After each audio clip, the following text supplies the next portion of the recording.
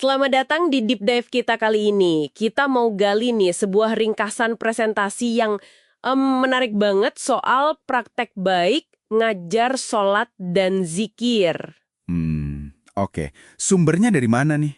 Jadi ini catatan dari sesi berbagi oleh Ibu Lona Gustina Utami SPDI. Beliau guru PAI, catatannya tertanggal 1 November 2025. Oke, Lona Gustina Utami, guru PAI. Menarik. Fokusnya kemana nih? Nah, misi kita itu bongkar gimana caranya beliau ini bikin konsep agama jadi hidup gitu. Relevan buat siswa. Fokusnya ada 3. Keimanan, penalaran kritis, sama kemandirian. Wah, 3 pilar penting itu. Keimanan, penalaran kritis, kemandirian. Betul. Intinya sih gimana bikin PAI lebih interaktif lah di zaman digital gini. Oke, kita langsung aja ya. Boleh. Gimana mulainya? Catatan ini dimulai dengan lesson study. Tahu kan ya lesson study? Metode guru kolaborasi itu loh. Iya. Merancang, observasi, refleksi bareng-bareng. Kapan itu? Ini tanggal 13 Oktober 2025. Pendekatannya juga unik. Everyone is teacher. Jadi, semua bisa jadi guru. Menarik. Everyone is teacher.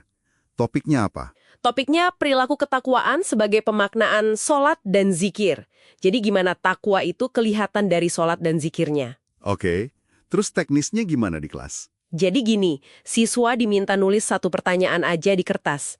Pertanyaannya soal contoh nyata perilaku takwa. Contoh nyata, ya bukan teori. Iya, terus kertasnya dikumpulin, diacak, dibagikan lagi. Nah, siswa gantian baca dan jawab pertanyaan yang dia dapat. Oh, jadi kayak saling tanya jawab antar teman gitu ya? Peer teaching berarti. Persis, itu dia. Pendekatan ini menarik sih, karena 2 hal yang menurut saya. 1, yaitu tadi, peer teaching-nya. Belajar dari teman kan sering lebih ngena ya. Betul. Kedua, ini kayak maksa siswa ngerjemahin konsep abstrak takwa jadi tindakan konkret sehari-hari. Jadi nggak cuma definisi di buku. Benar banget, biar lebih membumi gitu ya. Hasilnya gimana katanya di catatan? Catatannya bilang sih pembelajarannya lancar. Siswa juga bisa bikin pertanyaan yang relevan. Itu bagus buat aspek kemandirian sama keimanan awal. Tapi, kayaknya ada tapinya nih, pasti ada kendala juga kan? Ya, betul sekali. Tantangan klasik lah, waktu. Waktunya terbatas, jadi nggak semua siswa kebagian jawab. Ah, iya, sering itu. Terus, ada juga yang masih malu-malu atau pasif. Dan yang lebih penting lagi nih, catatannya nunjukin ada semacam, gap gitu. Gap gimana maksudnya? Antara pemahaman konsep di kelas sama gimana mereka nerapin itu di kehidupan nyata. Jembatannya ini kayaknya belum kuat-kuat banget lah lewat metode ini aja. Paham. Jadi konsepnya ngerti, tapi prakteknya masih agak jauh gitu ya. Tantangan waktu sama partisipasi itu emang PR banget sih.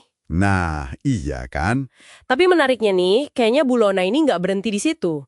Ngelihat tantangan tadi, dia coba pendekatan lain di lesson study berikutnya. Oh iya, kapan tuh? Di tanggal 20 Oktober 2025, seminggu setelahnya.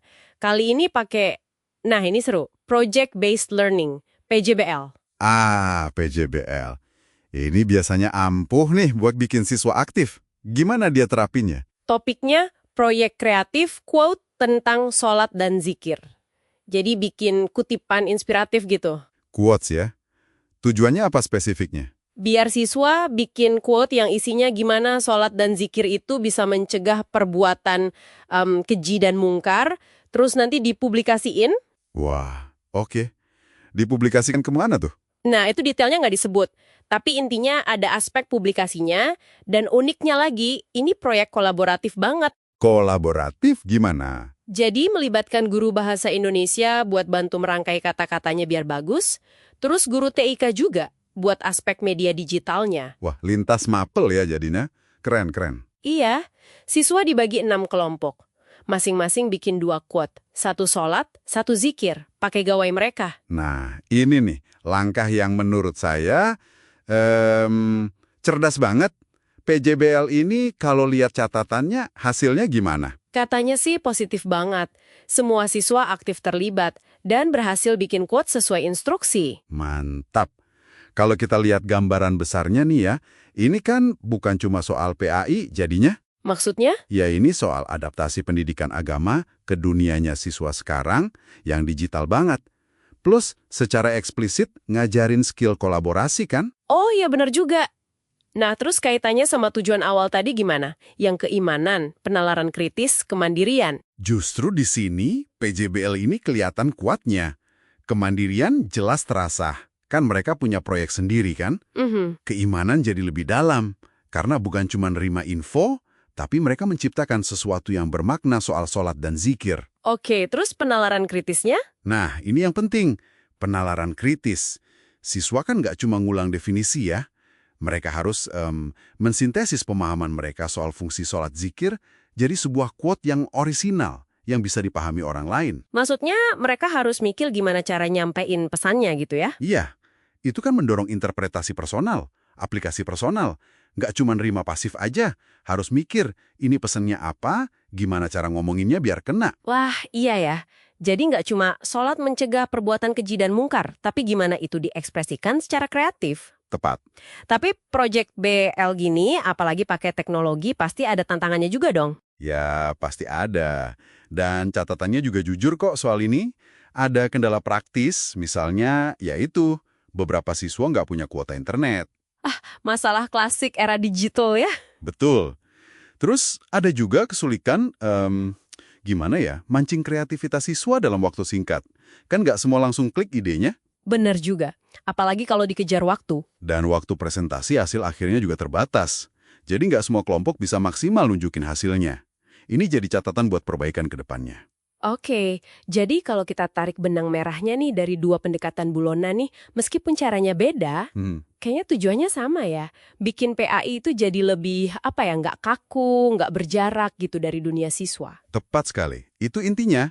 Secara keseluruhan, metode Bulona yang didokumentasikan di sini itu contoh bagus banget lah soal inovasi pedagogi di pendidikan agama. Jadi nunjukin kalau PAI bisa kok dikemas lebih interaktif, lebih kreatif. Iya, dan relevan sama kehidupan siswa plus alat digital yang mereka pakai sehari-hari, bahkan sampai diapresiasi guru lain kan katanya. Betul, ini tentang bikin iman itu relevan dan pemikiran kritis bisa tumbuh barengan. Nah, itu dia. Jadi kalau kita simpulkan nih ya, inti dari deep dive kita berdasarkan catatan ini adalah gimana metode ngajar yang inovatif kayak peer learning sama PJBL itu bisa nyegerin pendidikan agama. Keduanya, ya meskipun ada tantangannya masing-masing, tapi berhasil gitu nyambungin konsep-konsep yang mungkin abstrak ya, kayak takwa, sholat, zikir. Ke realitas siswa sehari-hari dan dunia digital mereka. Betul. Sekaligus nyoba jawab tantangan soal keterlibatan siswa, relevansi materi. Dan nggak cuma iman yang didorong, tapi juga kemandirian sama penalaran kritisnya itu. Nah, ini jadi nikir nih buat Anda yang dengerin. Gimana ya pendekatan kayak gini?